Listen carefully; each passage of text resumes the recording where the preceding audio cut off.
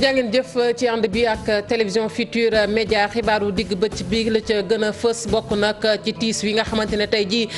dal na ci kaw taskatu xabaar yi ci Sénégal muy génn kàdduna Amadou Mbaye Loum moomee nga xamante ne nag ab taskatu xabaar la woon ca rajo télévision Sénégal di RTS tey ci talaat ji nag ci la daal di faatu ca hôpital principal bu Ndakaaru moom Amadou Mbaye Loum liggéey nag ci RTS lu jege fanweeri at ñu gën ko xamit ci koo xamante ne noonu xam-xamam màccoon na lool ci wàllug militaire dinañ ci dellusi Khalifa Ababacar Sall la mu doon sàkku nag ci ëttu attekaay bi di CEDEAO dañ ko lànkal moom moomee maire bu Ndakaaru gannaaw nag audience bi nga xamante ne amaloon nañu ko fanweeri fan ci weeru janvier maire bu Ndakaaru nag moom moo kalaame woon ci ëttu attekaay boobee ndax dafa jàpp ni la ñu koy toppee ci mbirum caisse d'avance bu mairie bu Ndakaaru dañoo jalgati ak yelleefam ci jamono jooje procès bi ñu koy wëyal ci Ndakaaru sous-préfet bu Dakar Plateau ma ngay wëyal nag opération de déguerpissement bi nga xamante ne kon tàmbali na ko bi yoon allée bu port autonome bu Ndakaaru du yoon ya jaar yooyu ci lañ doon nag yëkkati ña nga xamante ne ñoo fa doon toog ci anam yu dëppoowul ak yoon ña doon jaar nag di ko rafetlu bu baax a baax tey sàkk ñu wëyal ko waaye lu ni mel sous-préfet ba àdduna ca ndax nee na dana def kéemtalaay kàttanam ngir nag ñay toog foofee jóge fa ndax la mu bëgg rek mooy dem baak dikk ba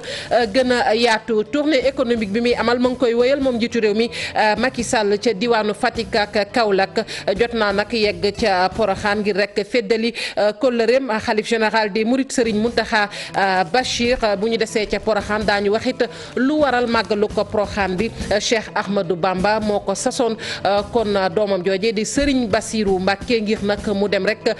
di wéttali soxnaam maanaam yaayam ju tedd jooje may jéggalu ki nga xamante ne moom mooy waajuram bu jigéen di soxna Maam Jaara Bousso mu wéttali ko ak ki ñaan loole nag boobu ba tey ñu di ko topp kon dinañ jël si daal dëgg ci solos màggalu Porokhane mbokki ponk yaa ngi nii daan ci toftal xët yu njëkk yu yéenekaay bu ngeen taaxeeloo tuuti ñu faram-fàccee xibaar yi.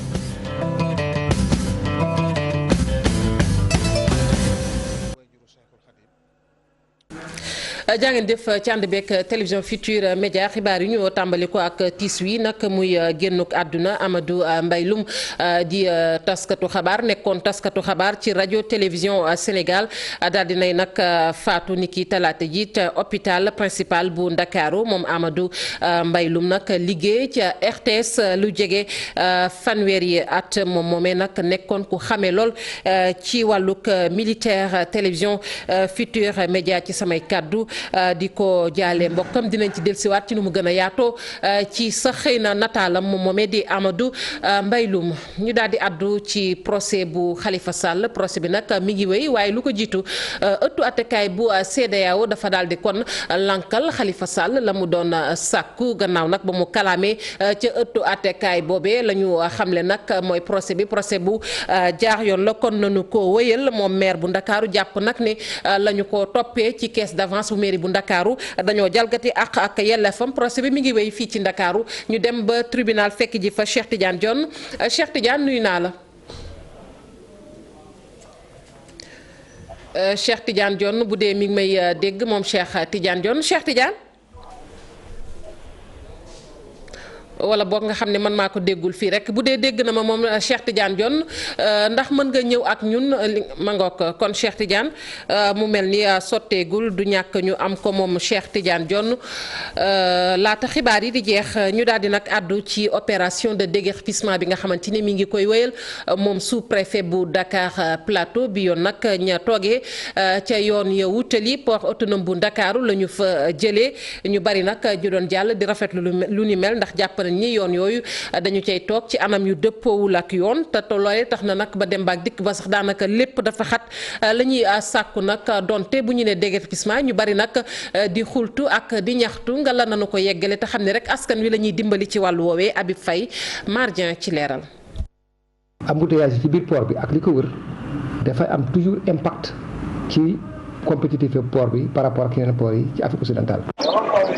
dem beeg dikk bi yomb na lool tali bi xatatut benn yoon benn camion taxawatul fii ci direction bu port autonome bu Dakar la ko waral déguerpissement gi ñu amal ci fan yi moo fa jaar li ni mel askan wi rafetlu nañu ko. ak environnement bi Dakar ni mu xatee woon léegi moom yoon bi da ngay ñëw jàll facilement du am benn problème par rapport ak désordre bi amoon fii daal franchement nii moom macha allah daal. policiers ñoo nañu fii waaw fekk fi yëpp dafa léegi waa dafa xat mais bu ñu ñëwee fii dañoo dégager gars yëpp si tali bi fekk fi endroit bi la quoi moo tax ñu dégager gars yëpp dégager tamit fii yëpp set. day gën a woy moom pour affaire bi gën a nice instant yi rafet na trop. nga des fois da nga gis accident yoo xam te ne da lay leer ne lii nit ñi ñoo ko teg seen bopp c'est normal tali bi mën a libre nit ñi mën a liggéey port ñëpp xam nañ ni mu meloon kenn mënul woon liggéey fii yëpp ñu occupé ko mais c'est pas normal Sénégal dafa war a yaatu nit ñoo ko moom nañu yaatal xol yi yaatal tali yi. tey jii ak déguerpissement bi xàll ga dem ca port gën na yaatu waaye askan wi ñoom li ñuy gën di bëgg rek moo di bile mbir gën a wëy te itam mu am ñañ fa teg ñu mën a saytu lii. ñu sañoon parce que day gën a wëy parce que dëkk nit ñi nga war a jàll di am ay 1 heure de temps ou bien 30 minutes loolu tamit c'est trop. mais loolu nguur bi moo ci war a jël responsabilité xam nga moo ci war a jël responsabilité te defe naa nguur gi bu jëlee responsabilité teg fi dara bëgg koo def kenn mënu koo dindi. gën a farlu rek waaw. gën a jël ay mesures rek ci li daal xam naa lu baax la moom franchement parler. ca port autonome bu Dakar naam sax rafetlu nañ bu baax lii ñu fi jëlee yenn ci camion yi fi daan taxaw waaye ñenn ñi lay ëllëg seeni xel mooy ëllëgu ñi ñu fi jëlee. loolu baax na sax mais am na ay doomu aadama yoo xamante ni depuis bañ juddoo ba léegi wala bañ ñëwee Ndakaaru ba léegi xamuñu feneen fudul fii comprendre nga jékkee-jékki jëlee leen fi day metti ci ñoom. te amuñu feneen fu ñu leen yóbbu bu ñu amoon feneen fu ñu leen yóbbu sax ñu dagal leen ne leen fii la mën nañ fa nekk di fa lijjanti seen bopp ba kere ñu am leneen. sous-préfet bu Dakar Plateau mi ngi gën di wëyal déguerpissement ga muy def gannaaw ba mu jógee ca Rëbës week-end bii ñu jógee port autonome bu Dakar moo aye loolu lépp la ko sabab moo di Ndakaaru gën a yaatu te it gën a yànje. Ndakaaru gën a yaatu Habib Faye loolee sax lu sous-préfet bu Dakar Plateau daal di wax nee na nag solo si liggéey boobu mooy fexe rek kon ba dem baak dikk ba gën a nag mën a yemb ci Ndakaaru kon liggéey ba nga xamante ni tàmbali nañu ko ca yoon yooyee nga xamante ni ñoom ñoo jaar ca port autonome bu Ndakaaru dafa koy wéyal ñu teewlu ko moom Djibril Diallo mooy sous-préfet bu Dakar Plateau ci micro Habib Faye. embouteillage yi ci biir port bi ak li ko wër dafay am toujours impact ci compétitivité port bi par rapport ak yeneen port yi ci Afrique occidentale moo tax ci biir feuille de route am jàpp na ne li ñu ko njëkk a tawat mooy acteurs yi di transporteurs yi di transitaires yi di consignataires yi ak armateurs yi mooy que ne port bi dafa xat diggante Malick Sy ak port oto mën na fa am 3 heures de temps pour dugg ci port bi bu duggee ci biir port bi balay génn mën na fa am 4 heures de temps muy 7 heures ou 8 heures de temps loo xamante ni maanaam dafa war a dugg rek génnaat. bu fa amee temps de chargement mën na fa passer 1 journée ou 2 jours pour mën a génn donc ñu bi ñu seetee loolu tamit xayma ko gis nañ que ne port bi ni ñu ko occupé dafa ñu ko exploité dafa jéggi dayoo parce que boo demee ci wetu port bi fii oto yi war a jaar fi ñuy jaar ba yegg loolu yëpp dañ ko occupé woon te ay nit ñoo fay gaare seen i oto yu mag dem seen yoon yenn ñi ay oto yu panne la ñu bàyyi leen fa dem seen yoon donc ñu yaakaaroon nag loolu ci benn phase bi pour décongestion bi war a tax tey mu yombal tey circulation bi ci biir port bi dinaa ñu dindi loola ba ko directeur général waxee nag préfet département woote réunion ak acteurs yëpp nag bàyyiwul kenn pour ñu mën a seet naka la ñuy def ba mëne opération bi moo tax samedi 17 ak dimanche 18 yëpp opération bi dañ ko mëne n'est-ce pas pour seet lépp lu entour port bi di ko jëlee boulevard est bi ba ngay dem route de Rufisque bi yëpp ba côté vraiment Môle 8 ba Môle 10 bàyyiwuñ dara lépp lañ dindi te ba ñu fa jëlee tamit ku ci nekk am nga information ko dañ fa waroon jóge mooy sommation yi ak communiqué yi ñu def yëpp. mu nekkoon sous-préfet bu Dakar Plateau ni ñu ko waxee woon ba tribunal la ñu jëm fekk ji fa Cheikh Tidiane Dione ak procès bu Khalifa Sall Cheikh Tidiane Dione nuyu naa la.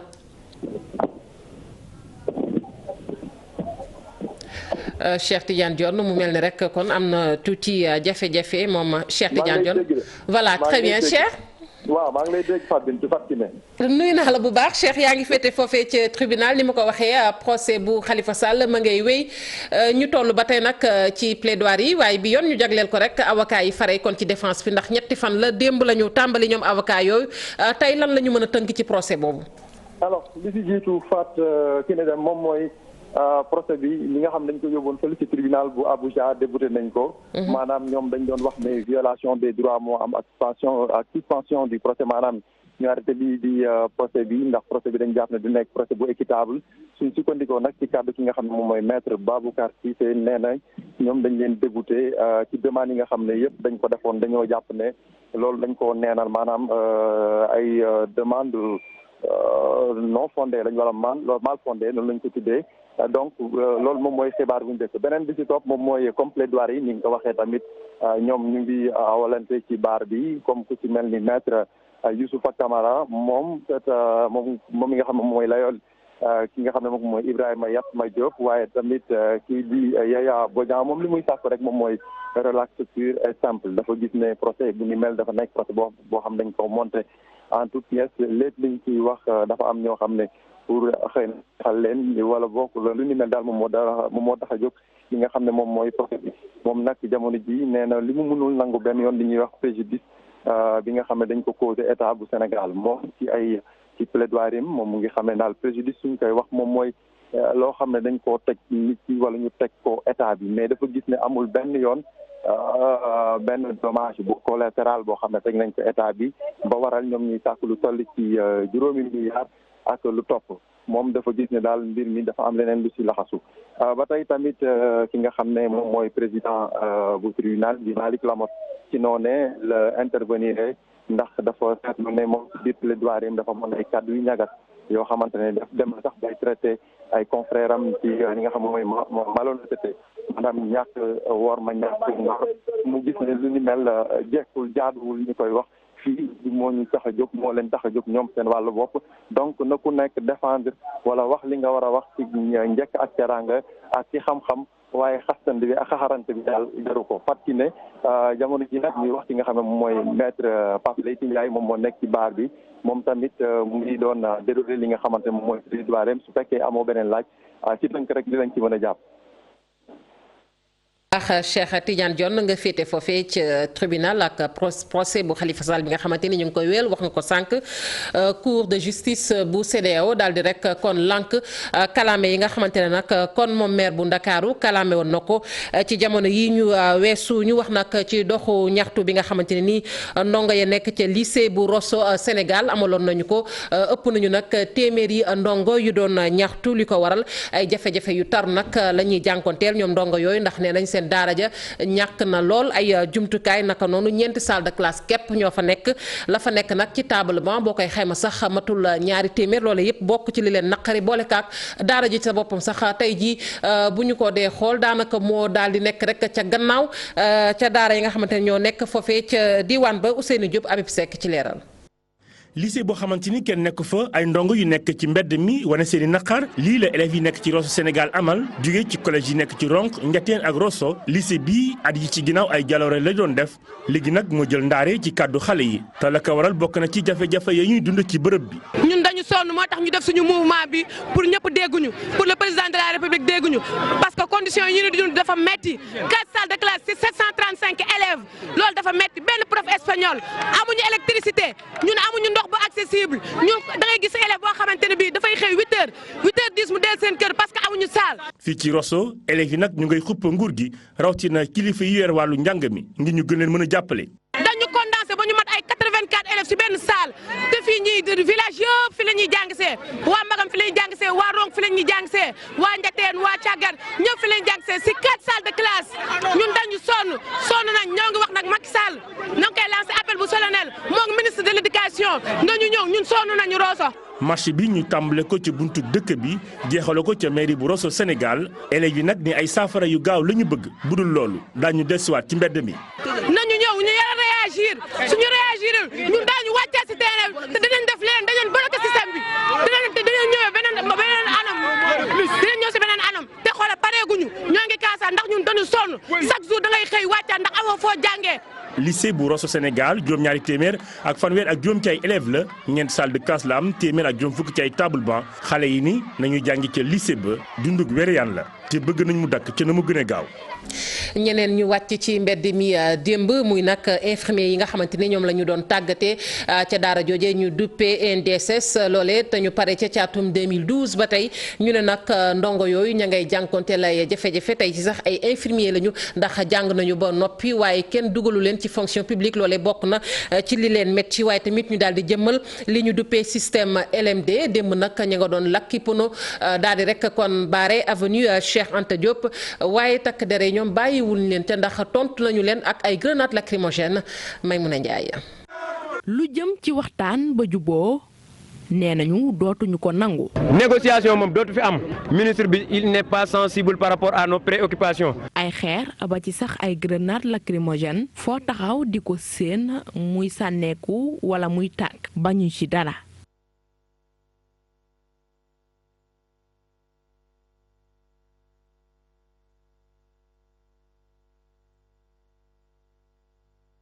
infirmier yi nga xam ni ñu ngi génn ci NDS fi mu toll nii nee nañu toog nañu ba xàddi lu ñu bëgg rek mooy ñu jël leen ci fonction publique. ñu ngi fay say professeurs pendant 3 ans c'est des milliards dañ koy xeeb mais c'est des milliards léegi suñ paree produit boobu ñu sànni ko kenn du ko jël ñoom ñuy recruter seeni jarbaat yi nga xamante ni amuñ niveau. dem leen ci hôpitaux yi dem leen ci hôpitaux yi ñi fa nekk di assurer soins yi amul kenn koo xamante ni mun na la génneel diplôme am. aaju ci examen yi ana nan lañ koy doxalee ndongo yi nee nañu bëgg nañu ñu xoolaat ko bu baax. que APC li mu wax mooy étudiant bi dañ koy évaluer ci pratique évaluer ko ci théorie actuellement defuñu loolu ndax dañuy ñëw ci examen de certification yi ñu jox ñu benn épreuve 4 heures de temps bu 50 questions nga war ko répondre soo répondre loolu boo amul yenn moyens yi ñu éliminer la. beneen ponk bu bokk ci ñaxtu bi mooy li ñu duppee système LMD ñu jëfee ko ndax kat jàpp nañu ne am na décret boo xam ni leeraloon nañ ko ba noppi. li fi am du système LMD kenn xamul lu mu doon kenn xamul nu mu tudd actuellement ñoom dañuy recruter ci bac ñu def 3 années de formation ñu war ñoo jox licence diplôme bi ñuy jox BFM plus 3 ans la. est-ce que loolu maanaam xel mën na ko nangu. xel mënu ko nangu. ñaxtu bi ñii di wuyoo infirmier nee nañu day tàmbali rek ndax am nañu ay yeneeni feem yoo xam ni génneeguñ ko bañuñ ci dara li ñu bëgg rek mooy li ñuy laaj ñu jox leen ko. Maimouna Ndiaye infirmier yooyu nag ñi ngi ci seeni droit bu ñu sukkandikoo ci surveillant général bu daara joje muy Cheikh Yankoba Diédhiou nee na nag tey jii tëralinu école ba tax na ba daal ñooñee la ñuy ñaxtu mënuñu caa teg lenn ñu teewlu ay kàddoom ci micro Maimouna Ndiaye. ànd naa ak étudiant li ñuy wax en tant que responsable donc syndicat fii ci NDSS bu chargé jël revendication travailleurs yi trouvé naa ni. étudiants yi li ñu war dafa dëppoo ak ñun su sax lu ñu nekk di laajte ci ñaari raison première raison bi mooy d'abord décret licence moo wax ni ñun ñoo war a organiser tout ce qui lépp lu jëm ci évaluation élèves yi loolu amuloon deuxièmement actuellement waruñu former ay spécialistes niveau bac plus 2 parce que formé nañu déjà infirmiers yi nga xamante ne am nañu bac plus 3 kon ñooñu infirmier bu ñu ñëwaatee mënuñu def formation ba nga xamante ne bac plus 2 la loolu defe naa ni mënul nekk. ñu daal di àddu nag ci tournée économique bi nga xamante ni njiitu réew mi Macky Sall mi ngi koy amal ci Fatick ak Kaolack wax nañu ko tournée boobu kon door na ko moom njiitu réew mi Macky Sall jot naa yegg nag ca Porokhane ngir rek feddali kóllëreem ak cofeelam ci xalif général des Mourides Serigne Mountakha Bachir foofe nag daal dinay wax moom njiitu réew mi Macky Sall ne nag foofe nga xamante ni moom mooy Porokhane itam am na wàll ci projet nguur gi kon daañu ci taxaw kon ba dëkk ba gën a taaru gën a mucc ayib ñu teewlu ay kàddum ci micro Talla Samb. Serigne Mamadou Mountakha Bachir Mbacké xalif général de Mouride fekk si ko si bërëb bu tedd bi di Porokhane de Mame Diarra ñëwoon si tournée économique inauguration yoo xam ne dana am impact fii ci Porokhane ndax yoon yu am solo yu jëm Kaolack di ko dalee Fatick Kaolack Nioro Kër Ayib ma yegg si fii won ko itam sunu yéene ginnaaw buñ ko ziara bi pare ak sunu fas yéene ànd ak moom ci liggéey bi ko suñ Touba dënk muy fii ci Porokhane muy ci Touba ak dëkk yu tedd yëpp yi nga xam ne kilifa yoon bi am nañu fa ay yitte mu teeru ñu ni ñu daan teeroo wane it cofeel bu mag a mag wane en tout cas yéene ci it di jàppale ñu ak ñaananu li nga xam ne yan la bu ñu yàlla teg ci bopp réew mi Porokhane nag ñëw naa fi ay yoon waaye am na plan directeur d'urbanisme bu ñu bëgg a def bu am solo ndax dëkk bi dafa ay xur dañ ko wër ba tax yaatuwaay bi ak yokkute bi moo xaw a am tolof waaye joxe naa ci ay ndigal pour que ministère de l'urbanisme tàmbali liggéey boobu boole yeneen yi nga xam ne déjà lu jiitu li tàmbali woon nañ ko ay weer ci ginnaaw ni ma koy defee ci këru diine yëpp fas yéene nag fii tam jox ko taxawaay bi nga xam ne moo war a nekk taxawaay Porokhane loolu moo doon waxtaan wi gisee war nañu ci biir mu feddaliwaat ma loolu nga xam ne ñu ngi am mbégte lu rëy nag ci voyage bi ñu fi ñëw ak ziara bi ñu fi ñëw tey. ni ñu ko waxee kàddu yi nag mu yëkkati ko rek ci ab nemmeeku boo xamante ni mi ngi koy amal kon ci Sine Saloum bi jamono ji mu jot sax yegg ba Porokhane ji turam mi Macky Sall Ibrahima Diamé mi ngi ci bu mu jokkoo bi Ibrahima Diamé nuyu naa la. jërëjëf Fatou Kiné Deme maa ngi lay delloo nuyoo. ma ngoog Ibrahima ñu jaajëfal la ñu daal di ndax mën nga ñëw ak ñun rek ci maanaam nemmeeku gi nga xamante ne wax naa ko léegi njiitu réew mi Macky Sall mi ngi koy amal ci Sine Saloum Fatick Kaolack fi mu ne nii lan moo gën a fës ci nemmeeku bi. tout à fait donc Fatou Kiné Deme xam nga ne bi mooy ñaareelu fan bi nga xamante ne njiitu réew mi moo koy def ci diwaanu Sine Saloum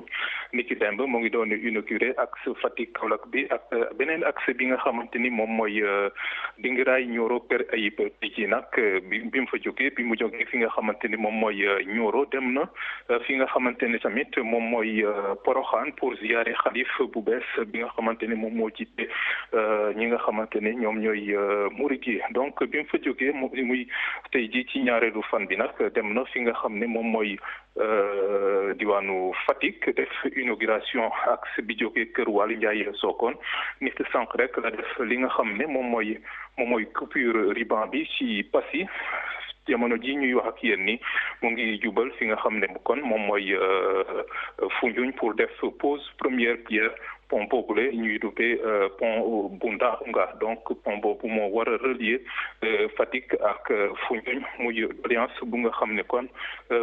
askan wi yeewoo ci diwaanu Foundiougne kon yàgg nañ di koy jooytu mu doon nag ci waxu njiitu réew mi pont bi nga xam ne moom moo gën a rëy ci Afrique de l'Ouest donc dina tax rek économie bi nga xamante ni moom moo nekk ci diwaan boobule gën a suqaliku gën a yombal dem ak dikk bi askan wi nga xamante ni ñoom ñooy fay yeewoo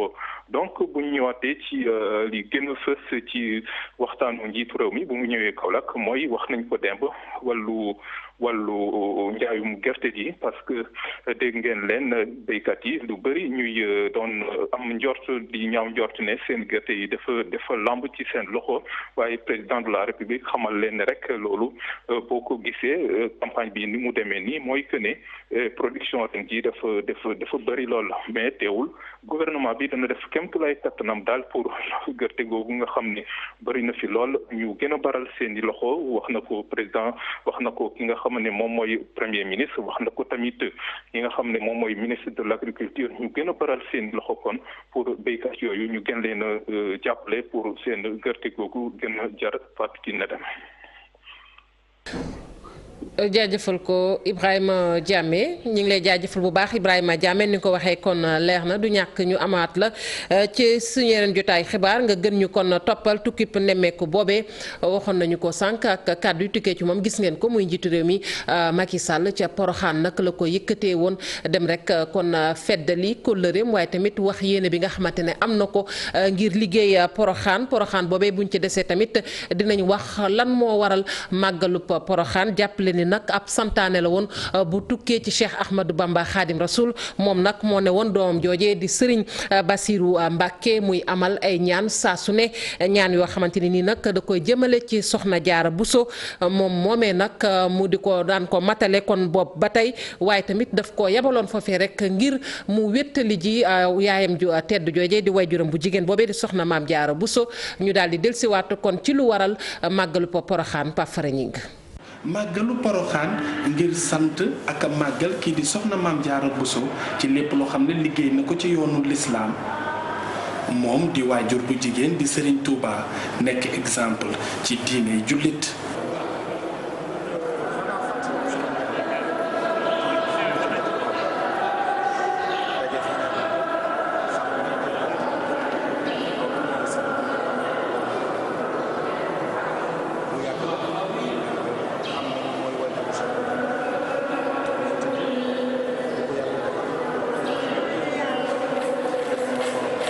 naam li mu nekk ci àdduna yàggul fanweeri ak ñett dong Maam Jaara Buso daal di dund ci diwaan bi nga xam ne moo nekk Poroxaan lu tolloog ñetti at waaye bàyyi na fi wayu bu dul fay.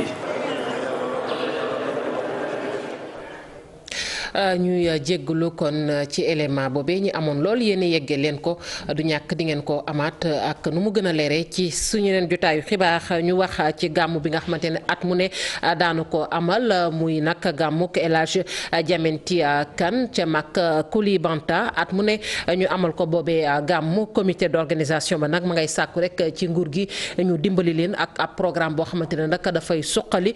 kon seen dëkk boobee ndax dëkk ba dafa sori lool ak route nationale ba ndax diggam ak route nationale ba toll na ci fanweeri kilomètre naka noonu ñu jàpp ne ay jafe-jafe yu tar kon ñi ngi koy jàngonteel moo xam ci wàllu wér-gu-yaram ba ci sax ci wàllug réseau téléphonique dañ ci ànd ak Moussa Oumar Gueye Lamine Amadou Diédhiou ci fii ak yeneen oto yu mag yi nga xam ni ñoo doon indi ñi nga xam ne ñooy mbokk taalibe yi doon ñëw ngir fekkee fii gàmmu Koulibantang ak lenn ci oto yu mag yi nga xam ne ñoo doon indi matériel lu jëm ci wàllu tribune bâche wala sonorisation yi ñu doon war a amal ci gàmmu gi am nañu ay jafe-jafe yu tar ngir nag daw ci ñetti kilomètres yi nga xam ni moo tàqale diggante Koulibantang ak piste bi nga xam ni moo jëm ci Makka ci jamono jooju nag ñi nga xam ne ñoo aju ci wàllu comité d'organisation bi di yuuxu wala jëmale ko ci nguur gi ngir ñu defal leen tali bu ndaw boobu. Makka benn dëkk la à part Koulibantang benn dëkk la à part mais ñoom ñoo bokk ci lépp amuñu accompagnement boo xam ne accompagnement durable ci kaw investissement économique boo xam ne population yi mun nañ gis seen bopp loolu manqué na. dëkk bi ñoo jël ay saret parce que yoon la boo xamante ne nawet ndox bi da koy dagg pour nga dugal fi bis bu mag boo xamante ne mën a indi lii ci matériel wala ay camions yi ñëw parce que marché hebdomadaire bi fi am nii nit ñi day luuma bi oto yi dañuy ñëw indi ay marchandises nit ñi di si jënd parce que am na ñoo xamante ni amuñ possibilité génn dem uti ko fii nii dafa am loo xamante ni dañ ko di taxaw ci wàllu sécurité ci wàllu hygiène wàllu santé soxla nañ ku ñu dimbale ci wàllu garab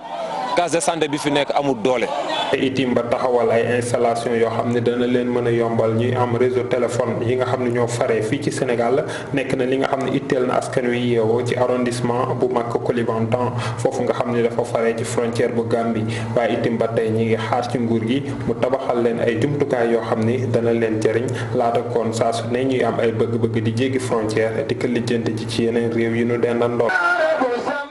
ñu àddu nag ci ñàkk déggoo wala boog kàddu yu ñagas yi nga xamante ni ñu ngi koy nemmeeku jamono ji ci diggante Idrissa Seck ba ci sax njiitu réew mi Macky Sall bu ki waxee daanaka ka ca des tontu lu ni mel nag politologue bi di Serigne Saliou Gueye mi ngi koy ñaawlu bu baax a baax ndax dafa jàpp sax ni kàddu yi dafa gën a may doole nag kii di Idrissa Seck muy rek kon gën a wane dooleem ci woteeg faluk njiitu réew mi ñu dëgmal kii di Mbaye Sidi Mbaye nag moom na mu gisee rek mooy nguurug Sénégal na muy tontoo ci jamono ji baaxul waaye tamit li ñuy faral di def saa yu mbir amee rek ñuy sulli ay mbóot ci wàllub yoon loolee dañ ko war ne tegg ci suuf Alassane Ba Pape Sangone Mbaye. situation bi mu mel ni kon njiitalu réew mi moo ci profité apéristi daanu ci ndëgg sërëx bi nga xam ne tàll na leen ko bu ñu sukkandikoo nag ci politologue bi Idrissa Seck di gën di fës ci langum politique bi. loolu lu muy wane que ne Idrissa Seck ko tamit tere na leen nelaw parce que yëf yi bu leen yëngalul woon mais ku ci nekk du wax te en même temps aussi wan na leen ne ci loolu que man maay war a jàkkaarloo ak Macky Sall en 2019. ñoom ñoo ko consacré principal opposant président Macky Sall. génn gi ñuy génn ci presse bi ci jamono ji mu gis ne rafetut te fu ne lay jógee ay kàddu yi nga xam ne ñaawlu na ko moom journaliste bi nekk itam politologue Mbaye Sidi Mbaye. dañu am ay nit yoo xam ne ils ont laissé fii bi ñu dee ëpp na ay 50 ans yooyu mais wàcc nañ fii ci politique des choses yoo xam ne dañ ci respecté. kon bu ñu fi am mukk une génération de fous ay dof di ñëw di wax waxu dof di xastaate di jaxase nit yi même ñi nekkoon ay xarit ñu yàq seen diggante te il faut arrêter. Idrissa Seck di gën di fës ginnaaw ñu ngi gën a jege présidentielle bu atub 2019 ci beneen wàll gi ñiy fare ci nguur gi ay documents la ñuy génnee bëgg a tuumal wala sax yeneen. xam nga loolu mën naa wax ne déjà sax wees nañ ko Idrissa Seck barki dem bañ ko fi tuumaalee ci affaire chantier yi Thiès yi waa yoon ñoo taxaw fii seetal daram jox ko noonu la wax ne ko li ñu ko doon tuumaal dara amu ci bu ñu bëggee dellusiwaat tey ne dañuy faat ay compte dañuy xoolaat lii et cetera man je dis que loolu ci boppam dafa malsain te lu mel ni Mame Mbaye Niang mu nekk ministre du tourisme ñun am na feneen fu ñu koy xaar sunu tourisme yi nga xam ne tey dafa sooxee ñun ci foofu lañ koy xaar. En 2018 xëy na wax dëgg yàlla Sénégal waroontuñu reyante ndax politique ku am argument nga wax ko ku amul argument nga toog sa kër nga noppi. xam nga bu njëkk dañoo wax justice kenn on ne parle pas kenn du wax ci affaire justice mais pourquoi justice ku fay liggéey ngay magistrat ngay leneen suñu impôt moo lay fay. janoo ji di gën di fës diggante Idrissa Seck ak Macky Sall wante balaa ñoo yegg ci février mu di weer gi ñu tànn ngir amar jongante palu njiitu réew mi xel mën na jàpp ne ay génn yu gën a tàng daañ ko gis ci presse bi ci ñi fare ci ñaari camp yi. gannaaw nag kàddu yu tukkee woon ci moom Cheikh Oumar Anne mi doon nag wax ni kii di Abdoulaye Daouda Diallo amul rek kon doole ca Podor tey ji nag tontu li jàpp nañ ni kon yàggul tontu li tukkee rek ci ñi nga xamante ni ñoom ñooy jegeñaale bu maire bu Ndioum ñoom nag la ñuy sàkk kon ci kii di Cheikh Oumar Anne mooy nag mu daal di joxante loxo ñoom ñëpp fare ci APR ñu joxante loxo bu fekkente ne bëgg nañu rek am ndam ci atum 2019 ñu teewlu Aminata Ly moom responsable politique la département ca Podor ñu teewlu ay kàddoom ci micro Ousseynou Diop Habib Seck. biir discipline si biir ànd si biir déggoo si biir nekk benn nit ndax Fuuta la loolu la xam Fuuta xamul xaajaloo xamul xiiroo xamul ñaayoo li nga xam ne lii mën na dox si yeneen département yi ak si yeneen région yi parce que am na fi nga xam ne fii diversité arrangé na leen mais arrangé wul Fuuta parce que Fuuta xamul ndax ñun président Macky Sall moo teg coordonnateur en 2009 ñu topp si ginnaawam muy coordonné suñuy activité te gisaguñu si dara li nga xam ne li laaj na. bu fekkee nag léegi jàkka ji le président Abdou Diouf waxoon la ku mu neex nga jóg nodd ñu wax ñu ko. ñaan meeru Ndioum mi nga xam ne sama càmmiñ la sama mbokk la dëgg la ñoo ko dalal am na apport bu mu mën a def mais ngir yàlla bu mu xaajale parti bi bu mu tasaaru militant yi bu mu jaxase xel yi bëgg nañ ko lool waaye bu mu jaxase xel yi ndax ñaari kuy mënuñu nekk ci gétt benn kuy rek mu mën a nekk yàlla ci boppam nee na bu ñetti nit jiitlee na am ku jiitu ñu am ku ñu jiital fekk na fi ñuy jiital kenn ñu topp ci ginnaawam nañu dimbale mu ànd ak ñun ci loolu ndax ñun lu ñu soxal 2019 la nekku ñu ci guerre de positionnement soxla wuñu dara horizon 2019 la Ablaye Daouda wax ñun loolu lañu wax. ñu àddu fi mu ne ci tàggat yaram ak sunu gaynde yi ci wàllu basket ñoom nag démb rek tàggatu nañu ngir nag waajal championnat du monde ci wàllu basket yi nga xamante ni ñu ngi koy fas yéene amal fële ca Chine ci atum 2019 sunu gaynde yi ñaari yoon tàggatu nañu ko démb ngir nag phase éliminatoire yi ñetti jongante mi ngi leen di xaar seen diggante ak Mozambique Côte d'Ivoire ba ci Centrafrique. Maley Ndoye di capitaine bi àdduna moom ak Abdourahmane Ndiaye Adidas di coach bi ñu ngi nag dalal xel bu baax a baax ci wàllu tactique waaye itam ci wàllu mental ñu teewlu seen i kàddu ci micro Marianne Siva Diop. engagement bi ak éliminatoire yi di ñëw nii préparation bi guddul trop mais équipe bi bon am dellu siwaat naa ñu si bëri liggéey naa ñoom bu pare am si ñoo xam ne xamu leen mais ñoo jéem a xamante bu baax en tout cas si li ma gis ak seen xarañ ak li ñu bëgg daal vraiment am nañ ci yaakaar ñaan yàlla dimbali ñu si ñu am ci ndam boo xam ne da nekk ndamu Sénégal yëpp ndam boo xam ne vraiment du nekk suñu sakk ñun ñëpp et que ñu xam ne daal ñun dañuy jouer suñu partition rek ñu ngi sakku ñaan Sénégal yëpp ñu ñaanal ñu si suñu œuvre bi ñuy kii ñaan yàlla tamit yàlla dimbali ñu si. poule bi qualification le championnat du monde du yomb mooy li mu wax tey la ñu commencé entraînement bi liggéey nañu bu baax ce matin si suba tey encore dinañ demaat liggéeyaat pour gën a mën a préparer wu nga xam ne suñu dem foofu dinañu dem mentalité ay guerrier comme li ñu wax parce que du yomb 3 matchs la ñetti match la si ñetti fan donc préparer wu pour match bu nekk ñu jël ko jouer ko à 100% jëm ci am ndam yàlla ñaan yàlla may ñu si ndam donc noonu ci mentalité boobu la ñuy demee ci incha allah. combat Ama Baldé Modou Lo bu ko Ama Baldé bëggee tamit amateurs yi ñoo ko gën a bëgg combat boobee nag ñu ne sax lu mën a nekk la moom Ama Baldé gannaaw nag ndam li mu am ci kaw Papa Sow tey ji muy tàllal loxo di laaj Modou Lo bu ñu sukkandikoo nag ci Bécaye Mbaye nee na nag lii di combat bi mën nañ ko sax tëgg laata at mi jeex waaye na nekk nañ xam ne nag du doon lu yomb lool dañ ci ànd ak Cheikh Diop.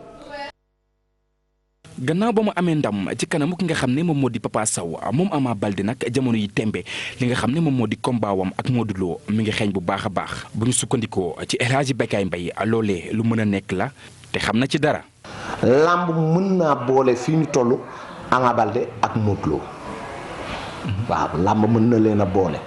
pourquoi parce que Ama Baldé dafa daan ñoo xamante ni popularité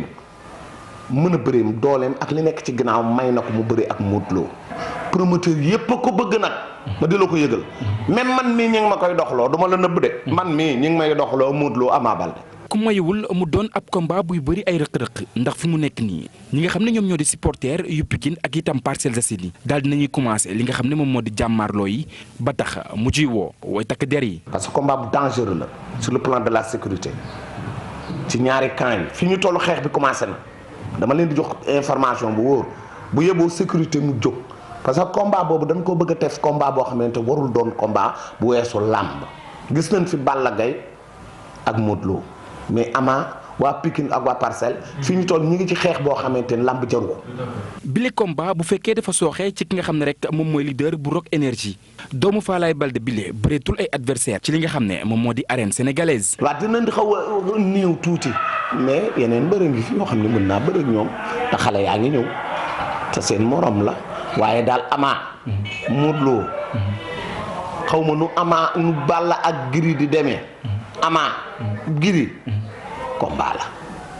waaye daal Ama ki mu soxla mooy Modou Lo. combat diggante ki nga xam ne moom moo di Ama Baldé ak Modou Lo daal di jur coow lu bari ñi bëgg lu ni mel nag di ñi nga xam ne ñoom ñoo safoo làmb. jaajëfal ko bu baax Cheikh Diop ñu ànd yër xëtu njëkk yu yéenikaay yi Mamadou Mohamed Ndiaye. jërë ngeen jëf bu leen yàkkamti jàpp mbaa soxla gëtën leen ba tax ngeen ni mbappat seen gerte gi président Macky Sall moo ko ñaan baykati réew mi wax jaa ngi ci xët mu njëkku la Sénégal yi ubbil journal bi wër gi muy wër Sine Saalum mu di tournée économique ba fa la waxee baykat yi ñu bañ a asaloo seen gerte gi ak di ko wanteet ci marché bi xamal na leen ne nguur gi mi ngi def kéemtalaay kàttanam ngir taxawu campagne bi jëm ci njënd ak njaayum gerte gi président ne non seulement danañu wéyal di jënd gerte gi waaye duñ ca yam danañu yokk point de vente yi ak opérateur privé et stockeurs yi duñu yam foofee dinañu fexe ba Sine waay dugalaat seen loxo ci tereetu gerte gi direct info nañu président Macky Sall nee na yéene mooy defaat Sine Saalum la mu doonoon joxaat ko la mu moomoon fexe ba mu dellu doonaat sele bu yoonu jëflante mu di carrefour d'essence soleil national xëye wax ji xëy dellu si ci xibaar bi bu noppi dëggal ko boole kook nataal bu président Macky Sall soleil xaftaan bu jekk anki dina kay nañu président Macky Sall ma nga ca yoonu campagne électorale ak tournée bi muy def ci Sine Saalum te mu tënku ci wàllu koom ak wàllu politique bu weesoo li mu ne moom la yéene ci Sine Saalum nee na danañu defaraat tali bi dox diggante Foundiougne ak Passy Kaffrine ak Mbacké ak route nationale numéro 11 bi réew mi quotidien nañu njiit réew mi inauguré na démb tali Fatick Kaolack bi le quotidien nañu ndax yàlla Macky Sall jot ca tali ba libération nañu baaratal mi liggéey tali ba président Macky Sall nee na ko jaajëf Vox Populi nañu moom kay da koo félicitation yu rëy ndax tali baak ni mu jekkee liggéey baak na mu àndee qualité source a nañu cay àdduna moo gudd tànk te sawar a dox ne bari na démb ca ndaje ma ñu am betteel ba ñu déggee Macky Sall muy sant ka gërëm kii di baaratal te moom Macky Sall amul lu mu fi wonul baaratal ci chantier kees yi entreprise su baaratal bii di sans le fèvre bu dee paaka bi ko rendi Macky Sall ko daas tey mu taxaw naan ko gongo Vox Populi mel ne ku naan ñu Macky Sall day boolewu ci waxam ñoom Idrissa Seck ak Ousmane Sonko opposition bi ko ñàq-ñàqal bëgg ko teg fitna tournée politique la leen tontoo teer bu bari mbooloo mobilisation bu rëy ay inauguration ak i dige lii la Macky Sall nekkee ca tournée ba l'observateur nañu Macky Sall dem na Saloum kañ na waa Kaolack teg ci dalal xelu baykat yi nee na leen dama dellu si Kaolack ànd ak émotion bu rëy ngir jëmbat fii jiwu yaakaar ndax Idrissa Seck dana ko ci bàyyi ba jiw woowee di sax bay meññeeka jëbbi Emmanuel Desfourneaux dib tubaab ab juriste bu fekk baax France xëy na ci direct info di jàngat nekkinu Idrissa Seck Emmanuel Desfourneaux ne ñu Idrissa Seck segg la bu demoon dellu si waat na boole kook di xiir lu rëy te amul dara lu muy ragal ci taxaw ñàkkante kook Macky Sall tubaab bi nañu moom daamal Kajoor lenn rek moo ko jaaxal jamono ji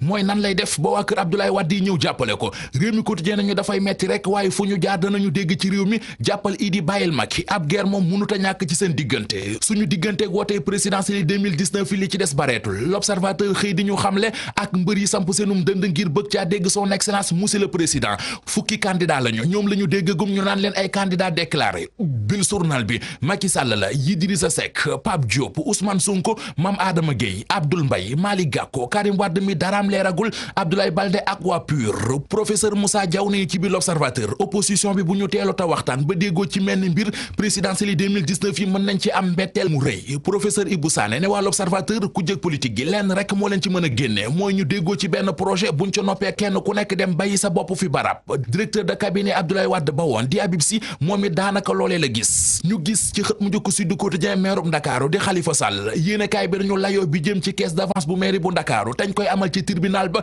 démb la def fukki fan ak juróom-ñaar waaye la am démb ca tribunal ba kenn xamul lu muy nirool ne avocat yi leen war a défendre ñoom mujj doon defante ci seen biir l'observateur nañu li ko andi moo di percepteurs yi seeni avocat ñoo fa wax ba wax lu dugal Khalifa Sall Walf Fadjri nañu moo taxit défense ba tas na ñoo ngi ci plaidoirie yi waaye niñ ko nar a defee moo di bopp sa bopp nu golo xam boote doomam doomi Falaye Baldé gi di Ama Baldé mook Modou Lo ñoo nekk ci sunu lamb li amateur yi di laaj mu di combat Modou Lo Ama Baldé sunu lamb moom la xëyee boole ceeg di laaj ndax Modou Lo mën naa éviter Ama Baldé Lamine Samba Max Mbergane ak Doudou Diagne Diécko ku ci nekk tontu na ci laaju sunu lamb bi Biram Ñing mi agent bu Modou Lo ne ci xët mu njëkk yéenekaay bi nañu wax leneen waaye Ama Baldé moom bokkul ci suñuy plan Leewtoo production yàq na plan yu Assane Ndiaye yër leen xët mu njëkku Les Échos combat Bombardier Eumeu Sène bi Assane Ndiaye doon nas muy nocceeku Leewtoo production taxawal na ko record nañu combat ba taxaw na ci weeru sulet la ñu koy bëree Le Quotidien nañu combat Bombardier Eumeu Sène mooy lamb ji ñu nar a njëkk a tëgg ci arène nationale bu bees bi. sant ko Mamadou Mohamed Ndiaye yéen it sant nañu leen gërëm leen yéen ñi fare woon ci machine bi ak ñi jàpp ci xibaar yi ba mu sotti rédaction bi dig na leen daje ci yeneen jotaay xibaar ñu leen di ñaanal kenn dalu jàmm te di ko sant.